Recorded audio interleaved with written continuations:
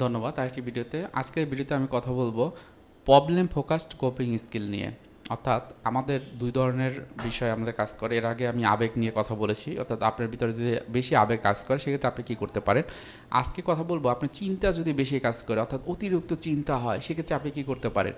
তবে আমি বলবো যে এই ভিডিওটি দেখলেও আপনার আবেগের ওই যে ভিডিওটি ওটাও দেখবেন, কারণ ওখানে ইউনিক কিছু বিষয় রয়েছে যেটি হলো আপনি করলে আপনার আবেগ এবং এই যে চিন্তা এটাকে কিন্তু কন্ট্রোল করতে পারবেন।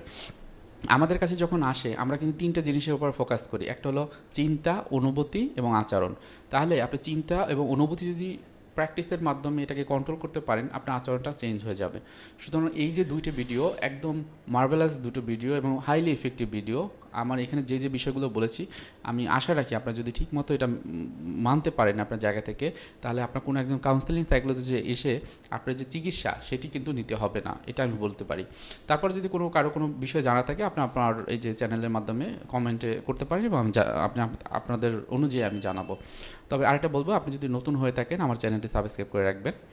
প্রথমেই শুরু করি আমার পরিচয় দিয়ে। আমি হচ্ছে যে কাউন্সেলিং সাইকোলজিস্ট আসাদুজ্জামান রাজু। বর্তমানে প্র্যাকটিস করছি পাইনাল মেন্টাল হেলথ কেয়ার সেন্টার, যেটি মিরপুর 2 অবস্থিত। আপনার ভিতরে অতিরিক্ত চিন্তা কাজ করে অথবা প্রবলেম ফোকাসড কোপিং স্কিল আপনার দরকার, তাহলে কী করবেন। প্রথমে যে জিনিসটি ইম্পর্টেন্ট সেটা হলো ফোকাস অন দ্য প্রবলেম। এখন দেখা যায় অনেকের ভিতরে বিভিন্ন রকমের সমস্যা তৈরি হয়েছে। এখন শুধু চিন্তা চিন্তা, এই সমস্যা সেই সমস্যা, আসলে যে তার সমস্যাটা কি সেটাই সে আইডেন্টিফাই করতে পারে না। তাহলে প্রথমে কি করবেন, আপনার প্রবলেমটা আইডেন্টিফাই করবেন যে আমার প্রবলেম এটা। তারপর কি, এরপর আসলে এই প্রবলেমটা সমাধান করার জন্য আমার কি কি ক্যাপাবিলিটি আছে, আমি কিভাবে এটিকে সলভ করতে পারি, আমার কোন কোন বিষয়গুলো খুব ভালো আমি বুঝি সেটা করতে পারবো। আইডেন্টিফাই করলেন। অন্য কে আছে যে এই প্রবলেমটা আপনাকে সলিউশন করতে আপনাকে হেল্প করতে পারে, তার সাথে কন্ট্যাক্ট করলেন, তার সাথে পরামর্শ নিলেন বা সে কীভাবে আপনাকে সাহায্য করতে পারে সেটা দেখতে পারেন। এরপর নিয়মিত এই যে প্রবলেমের জন্য আপনি যে একটা প্রসেসের ভিতরে যাচ্ছেন সেটা কতটা ইম্প্রুভমেন্ট হচ্ছে সেটা আপনি একটু লক্ষ্য রাখতে পারেন। কতটুকু ইম্প্রুভমেন্ট দরকার সেটা একটু লক্ষ্য রাখতে পারেন। নিয়মিত চর্চা করতে পারেন ওই বিষয়গুলো যেগুলো খুবই প্রয়োজনীয়। সো এটা যদি আপনি করেন দেখবেন আপনার অতিরিক্ত যে চিন্তা সেটি কিন্তু অনেকটাই ম্যানেজ হবে। তারপর যেটি হয় যে সিক থেরাপি, অর্থাৎ এটা যদি খুব অতিরিক্ত হয় সেক্ষেত্রে আপনাকে থেরাপিস্টের কাছে যেতেই হবে। এবং থেরাপিস্টের ক্ষেত্রে আপনি হয়তোবা একজন প্রফেশনাল কাউন্সেলিং সাইকোলজিস্টের কাছে যেতে পারেন, অথবা দেখা গিয়েছে হয়তোবা অন্য কোনো বিষয়ে যদি কাজ করে সেক্ষেত্রে কী ধরনের থেরাপি দরকার হয়, কার কাছে গেলে খুব ভালো একটা ম্যানেজমেন্ট আপনি করতে পারবেন সেটি কিন্তু আপনি হয়তোবা নিজে চেষ্টা করতে পারেন, ইউটিউবে সার্চ দিতে পারেন, অথবা হচ্ছে যে প্রফেশনাল বা যে লোকগুলো আপনার আশেপাশে আছে তাদের কাছ থেকে আপনি সাহায্য নিতে পারেন। তারপর হলো যেটি হলো সিম্পলিফাই ইওর শিডিউল। মানে অনেকের ক্ষেত্রে দেখা যায় যে সে এত বড় একটা শিডিউল করলো, জীবনে অনেক কিছু করে ফেলবে, অনেক বিষয় তার জানতে হবে, শিখতে হবে এবং ওটার মাধ্যমেই সে বড় পর্যায়ে চলে যাবে। সো ওই ক্ষেত্রে বড় একটা শিডিউল না করে বরং ছোট ছোট শিডিউল করে কোন জিনিসটা আজকে করতে পারবেন সেটি সম্পূর্ণ করলেন, কালকে যে কাজটা সেটি সম্পূর্ণ করলেন, বা এক সপ্তাহের কী কাজ সেটা এক সপ্তাহের ভিতরে সম্পূর্ণ করলেন। এভাবে ছোটো ছোটো কাজ করতে করতে বড় যে যদি শিডিউল থাকে সেটা আপনি করতে পারবেন। তবে প্রথমেই বড় কোনো শিডিউল নিয়ে কাজ করা ঠিক না। তারপর যেটা হলো যে ডিসএনগেজ।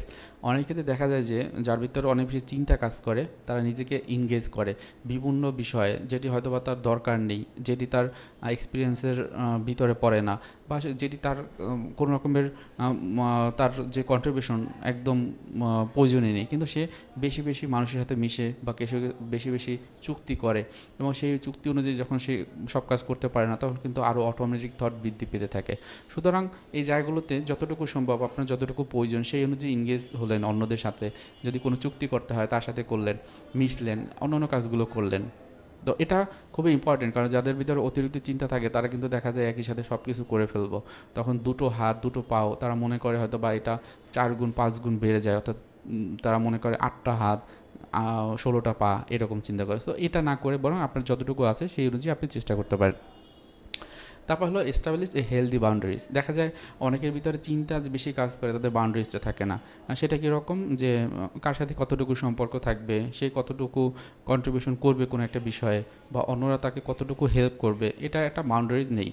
সেক্ষেত্রে কী হয় যে দেখা যায় যে সে তার কাজগুলো ঠিকমতো করতে পারে না, বা অন্যরাও তাকে সাহায্য করতে পারে না, বা অনেকে আছে যে দরকার নেই, হ্যাঁ, তাকে ইনভাইট করলো, সে এসে এমন কিছু প্রবলেম তৈরি করে দিল। সুতরাং এই জায়গাটাতে আসলে যে একটা বাউন্ডারি থাকবে, যে আমি আমার কাজ এগুলো, এই কাজগুলো আমি এভাবেই করব, এখানে অন্য কাউকে আমি লাগাবো না, বা এই কাজটি ওই অন্য আরেকজনের সে এই কাজটি করবে, সেক্ষেত্রে মাল্টিপল পিপল আমি এখানে ইনগেজ করব না, এই জিনিসটা। এবং নিজের লাইফের ক্ষেত্রে কোন বিষয়গুলো ইম্পর্টেন্ট, কোনটি না হলেই নয়, সেটি কিভাবে আমি পেতে পারি, তার একটা শিডিউল করা। ওই যে প্রবলেম সলভিংয়ের কথা বললাম, যে ওইভাবে প্রথমেই যেটা বলছিলাম সেভাবে সব কাজগুলো ঠিকমতো করা। তারপর যেটা বলি যে আমরা কোপিংয়ে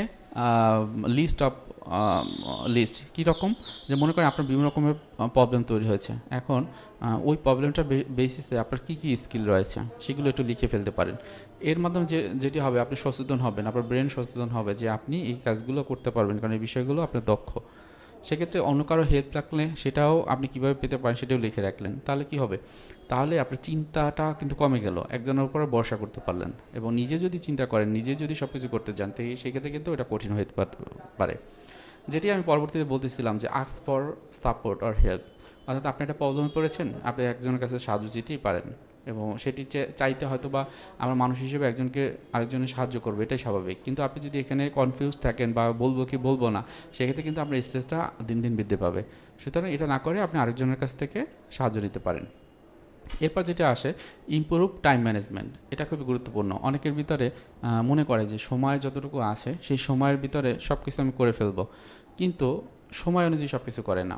তাহলে আপনার টাইমটাকে ম্যানেজ করা খুবই ইম্পর্টেন্ট। আপনি একটা ডায়েরি নিন, সেখানে কোন সময়ের ভিতরে কোন কাজটি করবেন লিখে ফেলেন।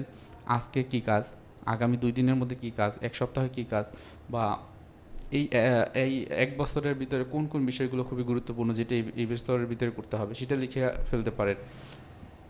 এর মাধ্যমে যেটা হবে যে অনেকের ভিতরে প্রোক্রাস্টিনেশন কাজ করে, বিভিন্ন রকমের চিন্তা একের পর এক আসতে থাকে। তো সেক্ষেত্রে এই চিন্তাগুলো কিন্তু রিডিউস হবে, আপনার অতিরিক্ত চিন্তা আপনার মাথায় কাজ করবে না, এবং দেখবেন স্ট্রেস বা অ্যাংজাইটি অনেকেরই কমে যাবে।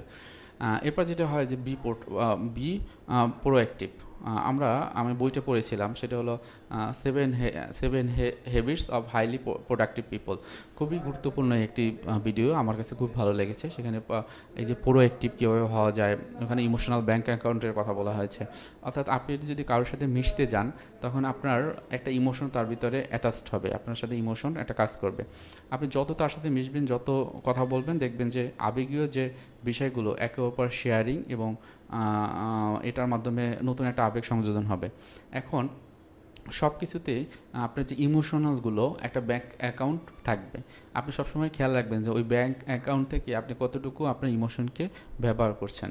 এবং অনেকের দেখবেন, অনেকে থাকবে কিছু পজিটিভ ইমোশন আপনাকে দিবে, তাহলে ওটাকে ওই ব্যাঙ্ক অ্যাকাউন্টে জমা রাখা, এবং সাথে সাথে যখন নেগেটিভ কোনো বিষয় চলে আসবে, তখন আপনি কতটুকু ব্যবহার করেছেন ওখান থেকে, আর কতটুকু রইল, সেটি নিজে নিজে ভাবা। এবং প্রোঅ্যাক্টিভ মানেই হলো, অন্য ক্ষেত্রে আবার বলতে পারি যে অ্যাসার্টিভনেস।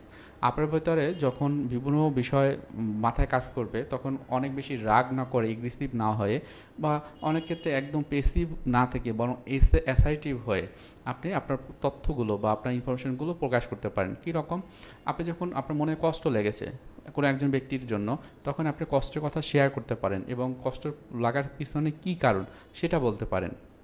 তো দুটো জিনিস, একটা হলো আপনি কষ্টের কথা শেয়ার করবেন, এবং সাথে সাথে কী জন্য এটা আপনি করেছেন সেটা আপনি বলবেন। অনেক ক্ষেত্রে হয় কি, যে একটা জিনিস কিছু একটা হলো, কেউ ওটা নিয়ে কথাই বলবো না, ওটা যা হয়ে গেছে হয়ে গেছে, ব্যাপারটা কিন্তু এরকম না, এটা কিন্তু কনফ্লিক্ট তৈরি করবে। বরং তার সাথে মেশা, কী কী প্রবলেমগুলো হয়েছে, আপনার ক্ষেত্রে কী কী করণীয় ছিল, আপনার কোন কোন জিনিস করণীয় নয় আপনার জন্য, সেটি তাকে বোঝানোর জন্য আপনি যদি একটু প্রচেষ্টা গ্রহণ করেন, তাহলে দেখবেন তার সাথে কোনো রকমের সমস্যা তৈরি হবে না।